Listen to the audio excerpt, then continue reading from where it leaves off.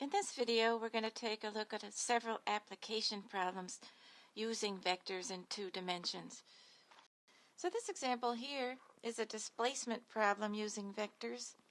It says someone travels the following path: 4 miles west, 3 miles southwest, 5 miles south, and 10 miles southeast. Let's look at the first question. How far have they traveled? All right, so let's draw a little sketch here. So if I'm on this coordinate system here, x, y,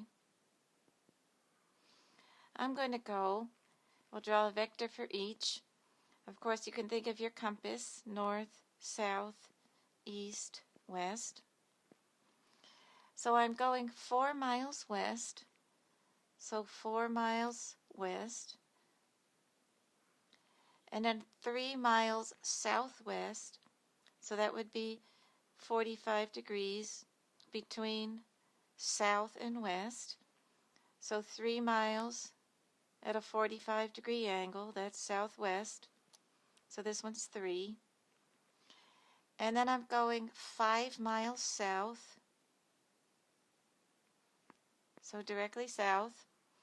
And then one more, 10 miles southeast. Okay, so that would also be a 45-degree angle, halfway between south and east. All right, so let's scoot this up a little. So that's 10 miles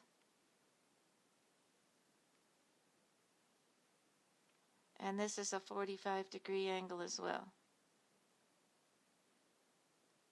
So this is 10. And I end up right here. So I start here and I end here. All right, so my question is, how far have I traveled? So if I want to figure out how far I traveled, I think about the fact that I've walked along this path. 4 plus 3, that's 7, plus another 5, that's 12, plus 10, that's 22. So I've gone 22 miles. That's how far I've walked from my starting point. Okay? So I just add them up to figure how far I've walked along that path. Second question says, find the displacement vector. All right, so when we're talking about a displacement vector, that means we want a vector that has components, x and y components. And what we're asking there is to find this vector from your starting point to your ending point, where that would have an x component and a y component. All right, so we need to find that x and the y there for our displacement vector, where our displacement vector is the line drawn from the starting point to the ending point. So let's also look at question C. Question C says, how far are they from the starting point? What that's asking is, how long is this vector? So that's where we would say x squared plus y squared, the square root of that. So if we call this vector here d, we're going to say the magnitude of the vector d is equal to x squared plus y squared, and we'll take the square root of that. Okay, so first we need x and we need y. All right, so in order to find x, we're going to add up all of the x components of each of those 4 vectors. So the first vector is all in the x direction, -4. And then the second vector, 3, in the x direction, I'd say 3 cosine of 45. That would be my adjacent side. We're going negative. So -3 cosine 45. My third vector is all in the south, so no x component. And then my last vector, this one long one, 10. My x component here is 10 times the cosine of 45. And that's going in the positive direction. So that's plus 10 cosine of 45. All right, so I'm going to add those up, and I get this number here, 0.949. something, and I'm keeping all those digits.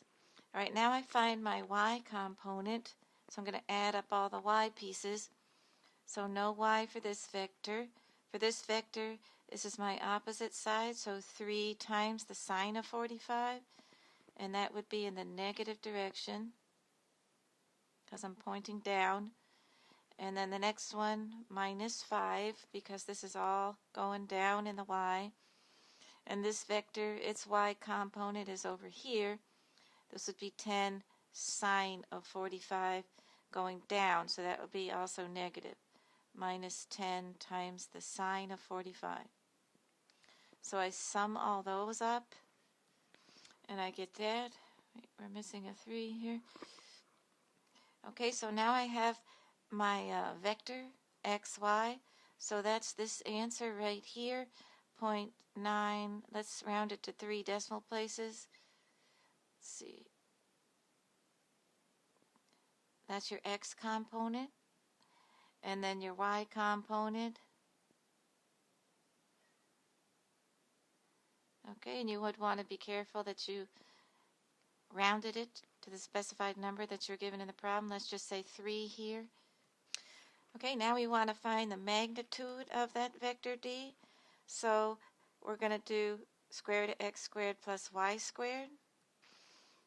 Okay, so I plugged it in.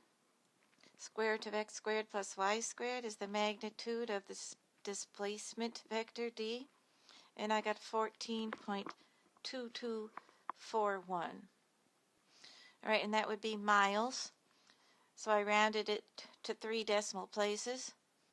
And the last part of the question says, in what direction would they need to travel to get straight back to the starting point? Okay, notice they're going to have to turn around, because if they kept going in this direction that we have here for this vector d, they would get further away from home. So what you need to do is you need to flip that vector back around. Okay, so I drew that vector in here. So flipped it around 180 degrees. So I'm going to be going back in this direction here. All right, so from our initial side here, 0, rotating in the positive direction, I'm looking for this angle right here. Okay, so if I can find theta bar, this angle from here to here, then I would add 90 degrees. So theta bar is also right here. Okay, so theta bar is here, and it's also right here. So I would take the inverse tangent of opposite over adjacent, and that'll give me this angle right here. And then we're going to add 90 degrees. So let's set that up. Okay, so there's my calculation for theta bar. If I type that into my calculator, I'm getting 3.8285 degrees. And then I would want to add 90 to that in order to get from here all the way over to this vector here. So this is 90 plus theta bar. And I get 93.8285 degrees. That's the direction I would want to head in to go all the way back to my starting point. The next thing we're going to talk about is bearing in aviation. So bearing is used to give direction in aviation. Bearing is measured clockwise from due north. So if this is north, your bearing, according to this picture right here, the arrowhead is pointing this way from due north. Your bearing is 34 degrees. This bearing here is from due north 133 degrees, and over here, this bearing over here is 300 degrees. So this would be the direction the plane was flying, here and here. So this tells you which direction the plane is flying relative to due north. So our angle definition is quite different here. Positive is in the clockwise direction, and 0 starts at north. So that is different than what we're used to for positive rotation when it comes to the unit circle. All right, so this is a little different. All right, so bearing will be a positive angle between 0 and 360 degrees, and that's how your direction will be given. All right, so we're going to do a couple problems where we need to know this. So example 8 says an airplane is heading north at an airspeed of 500 kilometers per hour. There's a wind blowing from the southeast at 50 kilometers per hour. The wind is affecting the plane's ground speed and direction. First of all, what do we mean by airspeed? Airspeed is the speed of the plane in the absence of wind. Okay, ground speed is calculated as a vector quantity, and it's airspeed plus the wind speed, where your wind speed, depending on the direction of the wind, can either speed up or slow down the plane. All right, so first let's draw a diagram. So our plane is headed north at an airspeed of 500 kilometers per hour. So north, this vector length is 500 kilometers per hour. Next, the wind vector. There's a wind blowing from the southeast at 50 kilometers per hour. All right, so here's the southeast here. So if it's blowing from the southeast, our wind is going this way. So I'm going to add these two vectors together to get the ground speed of the plane. All right, so my wind, I'm going to add on. All right, so that's my wind speed, and I'm saying that's 50. Okay, so I'm adding that on to my airspeed. So if I add those two vectors together, my ground speed of my plane is the sum, let's just call that vector G, is the sum of those two vectors, the 50 and the 500 vectors. Okay, so if I wanted to find my ground speed, I need to find my x and y components of the ground vector, the ground speed vector. So what we're asked to do here is to find out how many degrees off course the wind causes the plane to fly. So the understanding of that is, what is this angle right here that the plane is off course from due north? So we're going to find that angle, and we're going to find the magnitude of G, which will give me the ground speed. The magnitude of G will be x squared plus y squared, square root of that. So we need to find the x component and the y component of the vector G. So that's the first thing we're going to do. Find the x component and the y component of the ground speed vector. All right, so let's blow this picture up a little bit. Okay, so this angle, southwest, that would be halfway between, let's see, southeast, halfway between south and east. So if I'm looking for my x component here, let's just move that 50 out of the way here. If I'm looking for my x component of my ground speed vector, I'm looking for this here, where this is a 45-degree angle. All right, so put that 50 down here. And then I'm looking for the y of this vector, and that would be here. Okay, so first we're going to find x. So we can see that x right here is going to be 50 times the cosine of 45. So there'll be no component contributed by that 500 vector because that's all in the y direction. All right, so my g vector then is going to be 50 cosine of 45. And you can see that you're going in the negative x direction, so I'm going to put a negative on that. All right, so this is my x component. Now my y component of my ground speed vector is 500 plus the y component of my wind vector, which would be 50 times the sine, the opposite side of 45. So 500 is in the positive direction, and also the contribution from the wind vector is also in the positive direction. So that would be 50 sine of 45. Of course, the cosine of 45 and the sine of 45 are the same for 45 degrees, but it's not going to be that way for other angles. So now I'm just going to type those numbers in the calculator, and I'm going to get my x and my y components for my ground speed vector. All right, so these are the numbers I'm getting here. So that's your x and your y components of your ground speed vector. Okay, so the next thing we're going to do is we're going to find the ground speed while we're at it. So that would be over here. Let's just use this. So we've got x squared plus y squared, the square root of that. Let me just type that in. So I've answered this question here. What is the plane's ground speed? So the square root of x squared plus y squared is this number here in kilometers per hour. Okay, so the wind increased the speed of the plane relative to the ground, so it's covering more ground. All right, now we want to know how many degrees off course does the wind cause the plane to fly. So we got to find this theta here. All right, so I'm going to use the inverse tangent. I'm going to say theta is equal to the inverse tangent of opposite over adjacent. So that's x over y. So I would write my equation. So let's just move this up.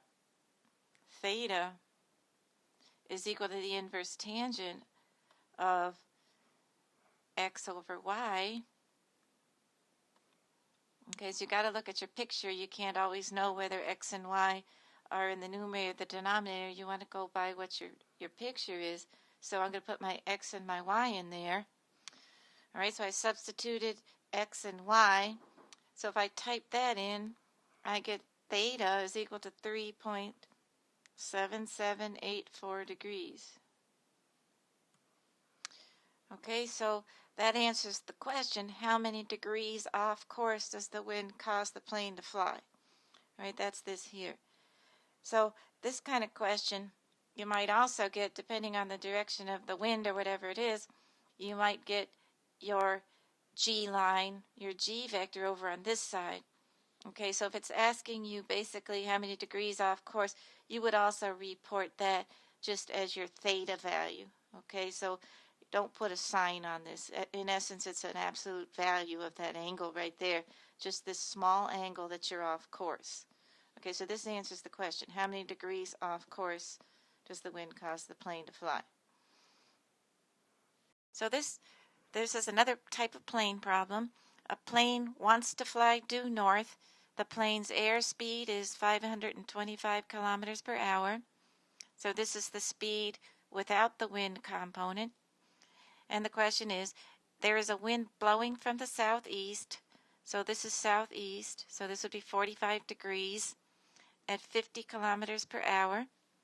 The pilot must fly the plane some degrees, and that what this blank here is for you to tell the direction whether he's going to have to fly this side of north or this side of north. So that would be west of north or east of north in order to compensate for the wind and fly the plane due north. So let's start with the wind vector. So the wind vector is coming from the southeast. So here it is.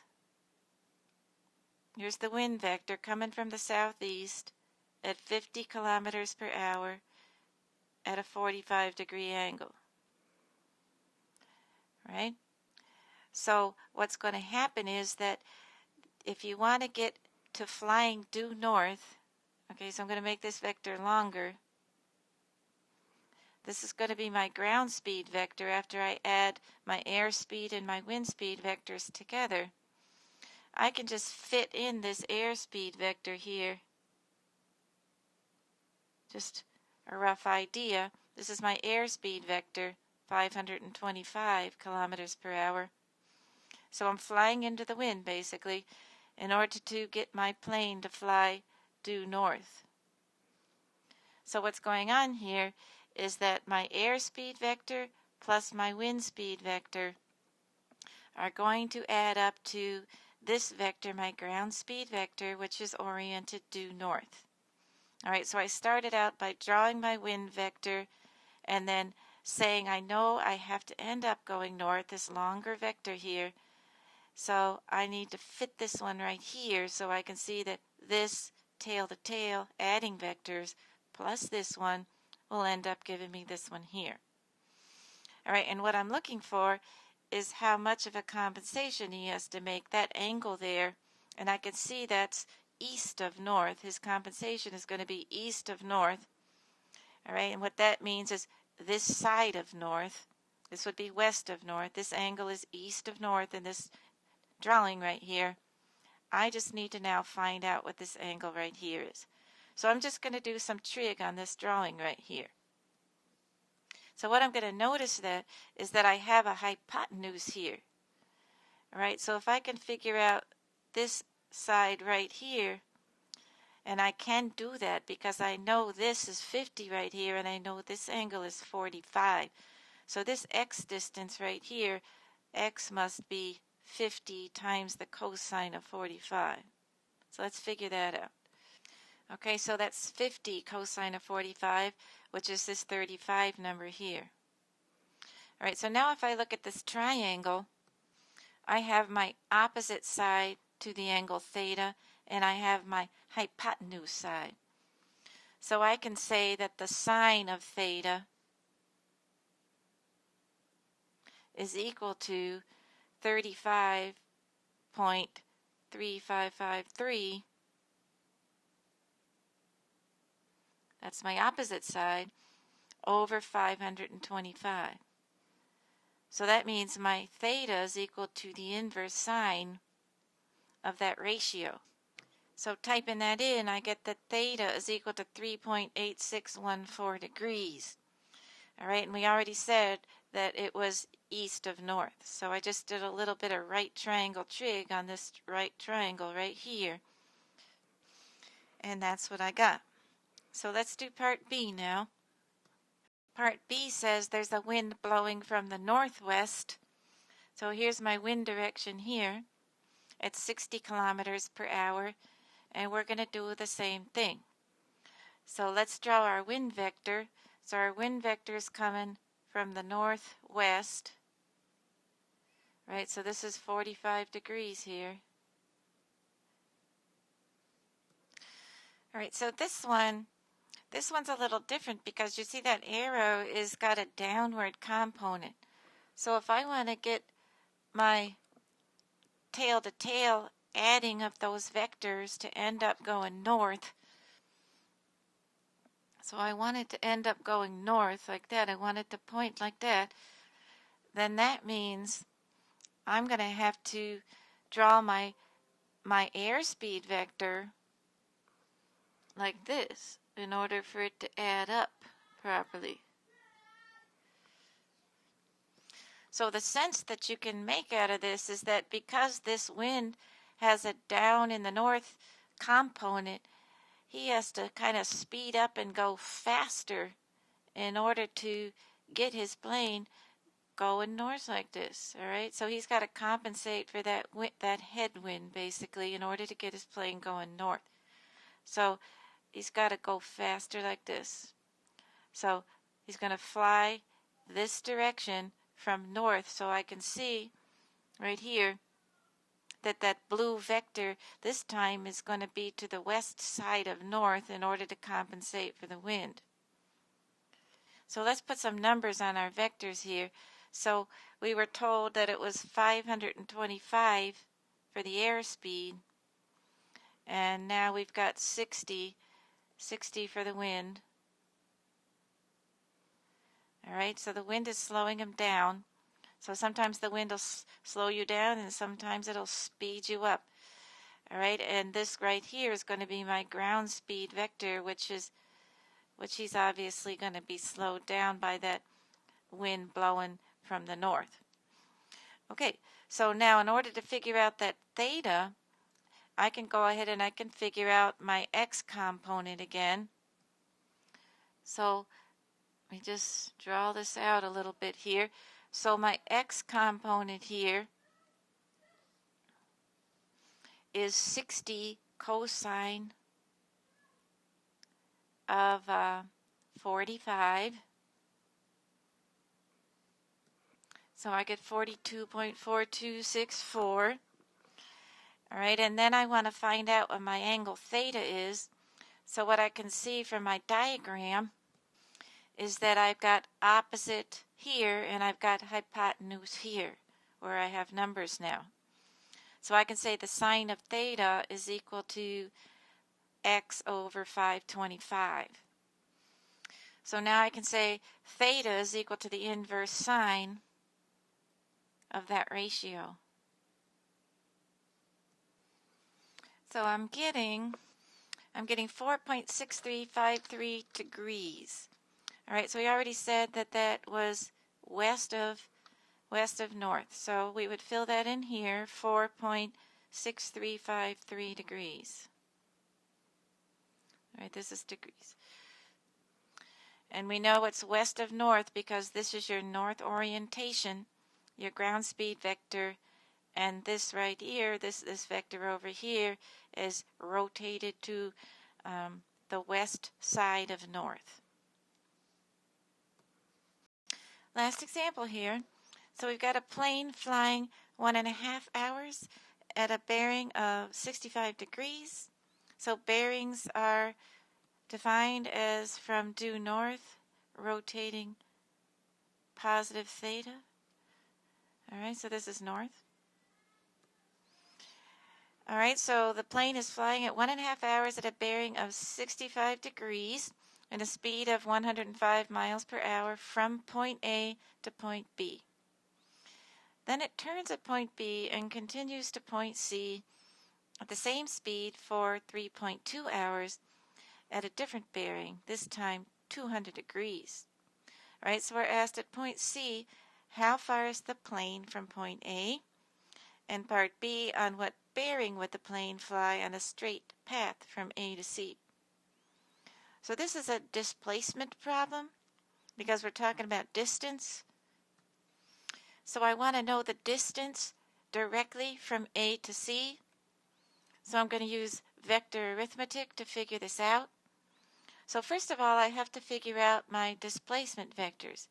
So I'm going from point A to B. So first I need a vector going from point A to B. All right, and I know that I'm flying for 1.5 hours. And I know that I have a speed of 105 miles per hour. All right, and I'm given that in my problem statement here. 1.5 hours at 105 miles per hour. So my hours are going to cancel. So I'll have a speed here of 1.5 times, a distance of 1.5 times 105. So I'm getting 157.5 miles. All right, then I'm also given from B to C, so I can get a vector length for BC. I've got here a speed of a time of 3.2 hours this time. And same speed it says, so still 105 miles per hour. So I'm trying to get my lengths of my displacement vectors here. So if I multiply those two numbers together, I get 336 miles. So now I'm going to put these two vectors on my coordinate system. So I've got the vector from my starting point. So you want to put your starting point at the origin. So this is just a general rule of thumb. It's my starting point. So from A to B, I've got a bearing of 65 degrees. So from north, going this way, I've got to go down to 65 degrees. And this is going to be my vector AB. Oops, that's supposed to be a B. All right, so that's a B, and then this is 65 degrees right here, my bearing.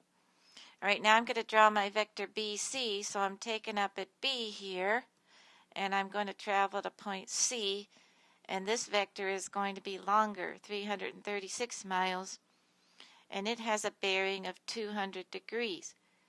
So I'm going to turn here. Let's just see where that's going to go. I'm going to put this XY right here.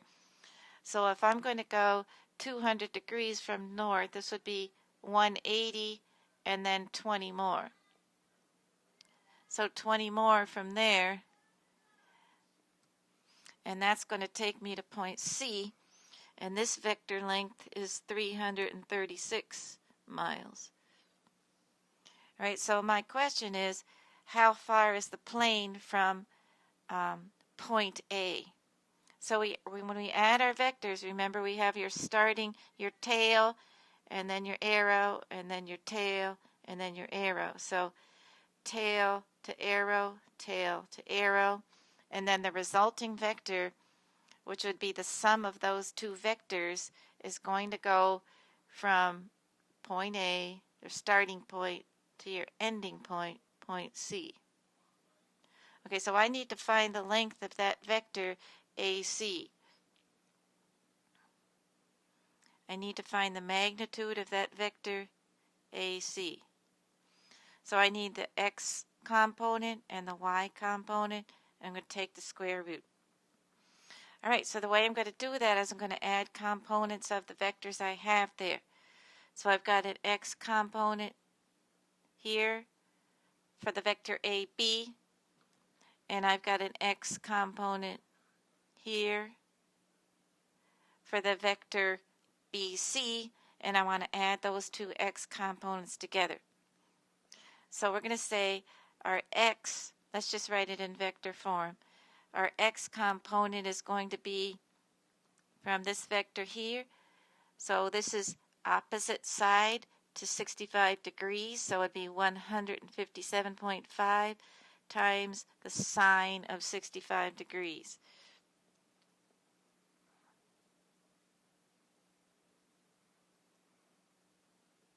All right, and that's heading in the positive x direction, I could see. All right, now this component of the green vector is heading in the negative direction.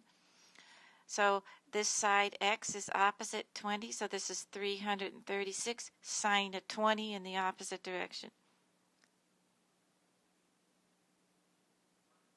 Okay, so that's going to be my x of the vector AC. All right, now for the y's. So for the vector AB, I've got 157 times the cosine. So this is y over here times the cosine of 65, and that's in the positive y direction because the vector is pointing up. So 157.5 cosine 65.